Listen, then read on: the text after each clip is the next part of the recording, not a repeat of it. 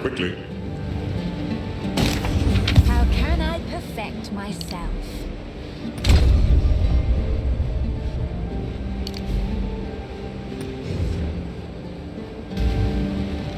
How can I be of aid? Asala has agreed to aid us, exactly as I expected. The beast represents an existential threat to all the peoples of her class. But even beyond that, she seems to be quite driven. She reminds me of a rambunctious young woman I once knew in Keth, who eventually rose to power, attained divinity, and led her people to greatness. It takes courage to go against one's people. I once faced a similar decision. There were men and women like me who believed themselves to be exceptional. And they were correct. Terribly, horribly correct. I cursed myself to a permanent exile from my own peers by betraying them. I was unlike mortals, but hated by immortals. I was alone. I would do it all again. And I still might. Yes, I have seen the slaves pulling carts. I am uncomfortable with the practice, but from what I understand, it allows those captured in battle to serve rather than simply being executed. There are not enough resources to keep prisoners who do not work. In this harsh land, it is perhaps the lesser of two evils. That is, what I tell myself, at least. They call themselves the Ferrodin in this era, but they have died out and been reborn many times. They are not an independent culture. They are the Maraketh's dark secret, the inevitable consequence of life's haphazard nature. A society cannot simply purge itself of the weak, the ill, or the disadvantaged. Those unwanted newborns abandoned among the dunes. They rarely die, no matter how much the Maraketh wish to make them simply disappear. No, they live.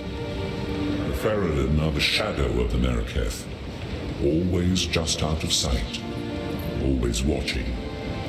They rescue those children and raise them up on the outside, looking in. An unspoken relief for the father and mother that must give up their child.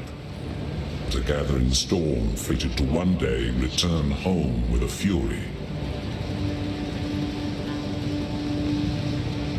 Do whatever it takes.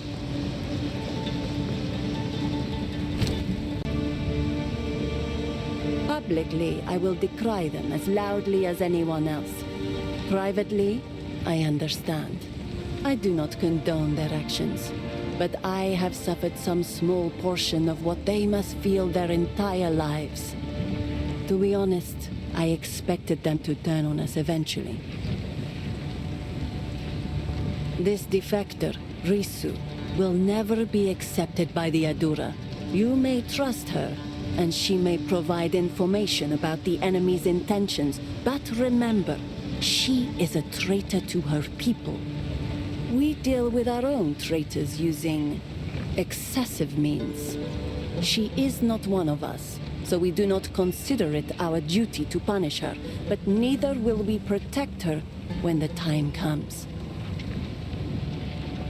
I remember her face from before the battle where I lost my sight. She is quite beautiful, and she has strength and cunning to match. I can think of no better leader for us.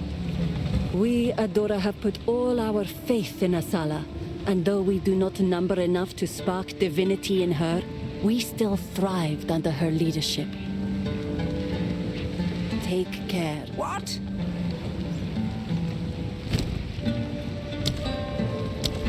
Stay in sight?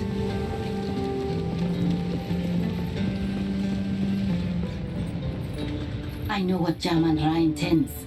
Atop the burial spires of Deshar lie the Maraketh's most honored dead. The king has become driven by madness to seek any trace of ancient flesh from those of renown or power in life. He intends to feed their bodies to the horrific creature he keeps in a cage behind his throne. They call it the Beast. I have seen it, and the sight haunts my nightmares. I am of the Faridun. We are the shadows of the Maraket, the unwanted and the forgotten.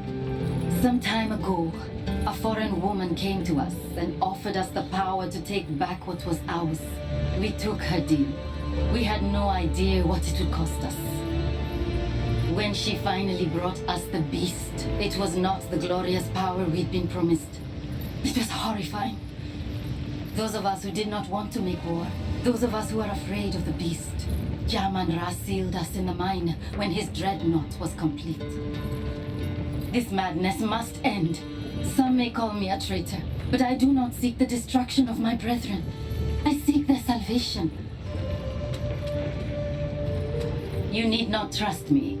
You will see the truth of my information soon enough. I ask nothing of you, only that you do what you know is right. This corruption that plagues the land, I cannot bring myself to fully believe it's the reason for my people's sickening turn. I know that when the beast first came to us, when Jaman-Ra was raised from death, he quickly became covetous and prone to fits of rage. Soon that fervor gleamed in the eyes of those around him. You say it's his corruption, but I have not seen anything in my brothers and sisters that was not already there. Corruption may exist, yes, but it does not fully control. It only excuses. The Faridun are warring against the Maraket because they desire to do so. They have always wanted this conflict. They want to make those who abandoned us suffer. What is that being? Does it travel with you? I would tell you not to trust a mysterious stranger in black, but that would make my own situation rather difficult.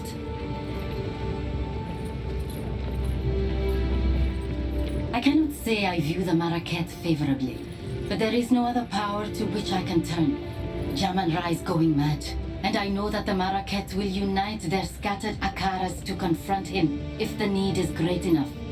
I believe that it is. The Maraket have no idea how great we number. We are larger than any one Akara by far, and my brothers and sisters hold a great bitterness, even before corruption came among us. Everything we do, from our garb to our food, is made opposite to the Maraket out of spite. I still feel some of that anger when I see them here, standing proud and colorful.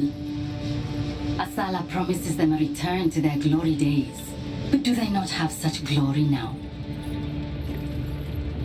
I must pursue what I feel to be right.